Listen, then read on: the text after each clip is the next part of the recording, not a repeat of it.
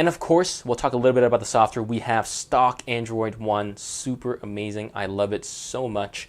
I just set up my account on here, so as you can see, it's super duper fast, and I'm gonna order Domino's for my friend actually.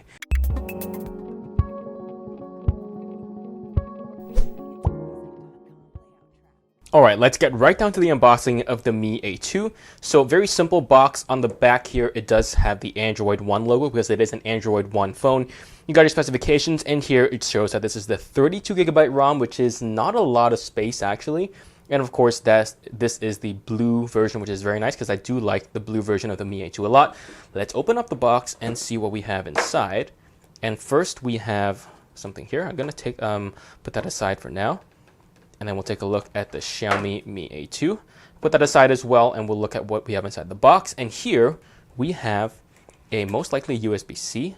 Yep, it is a USB-C cable, and I have tons of those already, so we'll put that back for now. And here we have a quick charger, but I also have a quick charger, so I probably won't use this, but we'll put that back in for now. And in here, I wonder if they give us a case. Oh, they do give you a case. Very nice. So nothing else in here. Gonna put that aside.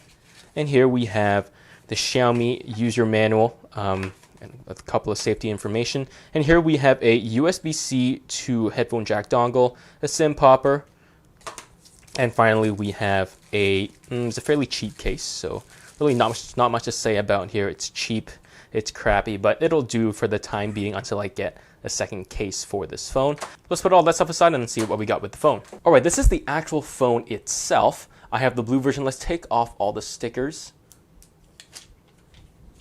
And on this side, we'll take off the front screen protector as well.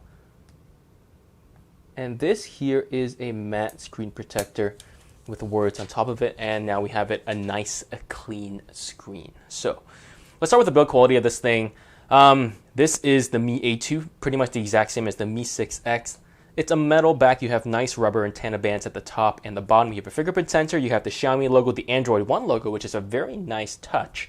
And you have your dual cameras and your LED flash. But okay, so look at it from this angle. See how much that camera module sticks out? That is a lot, and it doesn't even have a metal thing to protect your dual cameras or the glass from actually touching the ground. So if we put it on the ground like this, you most likely, you could scratch the edges of the glass on the camera, which is not very good.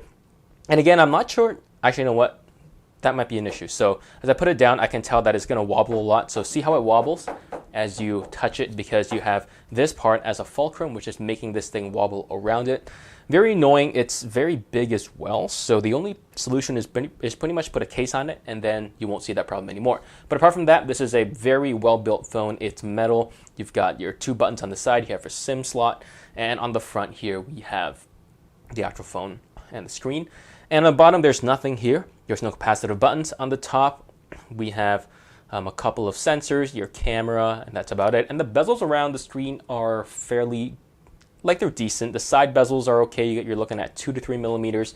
Top and bottom bezels, well, there's a lot of bottom bezel that is not really holding anything. And I think they did have extra space. I'm just not sure why they made it so big. I think they have this symmetrical thing going, so it's symmetrical down this way, and across the diagonal axis, where you have your top and bottom bezels. They're pretty much the exact same size, side bezels as well. I'm not a fan of that. I would much rather they eliminate this entire bottom bezel, make it a smaller phone to hold, but we'll have to deal with that issue. So let's turn the phone on and see what we got. All right, the phone is on, and again, the bezels, they're pretty small. There is a black bar going around the entire screen. It's kind of hard to see, but it's actually very small, so it's really not too much of an issue. And of course, we'll talk a little bit about the software. We have stock Android One, super amazing. I love it so much. I just set up my account on here, so as you can see, it's super duper fast, and I'm gonna order Domino's for my friend actually. Anyway, it's super fast, it's super smooth, and you know what? Let's take some time to look at the screen, because I will put this through its paces and see how good it is. And let's look at the screen and see how good it looks. All right, so here we have a 2160 by 1080p IPS LCD screen, and let's play this video and look at the screen itself. It's very crisp. You can see a lot of detail in the video itself. Color saturation is decent. I will say that this is a fine screen. It's okay. It looks, it's not bad, but I have seen a lot better screens on other phones that are, like half the price. I've seen better screens on cheaper devices, like even on phones that are as low as like 120 bucks, they've had better screens than this. So for a pretty high-end phone, it's a Snapdragon 660, this is not an amazing screen. It will, pass the test for most people who are buying this phone. Color saturation is not bad. Detail is pretty good, and the viewing angles are not bad also. So this is definitely not a bad screen, but it's just not amazing, and it doesn't blow your socks off the way the rest of the specs suggest this should. And the other thing as well is that I noticed that a couple of people in the comments were mentioning that they don't like rounded corners on their screens. Now, I don't know how I feel about that. I don't really care per se about the rounded corners on the screen. I think it makes the phone look good, but if you're the sort of person that doesn't like those, then that could be an issue for you, and do be aware of that.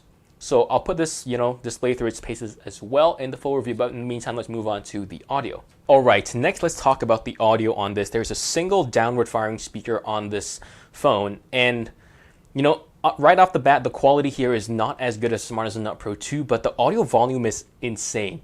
It actually hurt my ears, a little bit when I put it too close to my face, which is actually fairly impressive. So first impression, this is an extremely loud speaker, but it's not the best quality ever. So have a listen for yourself.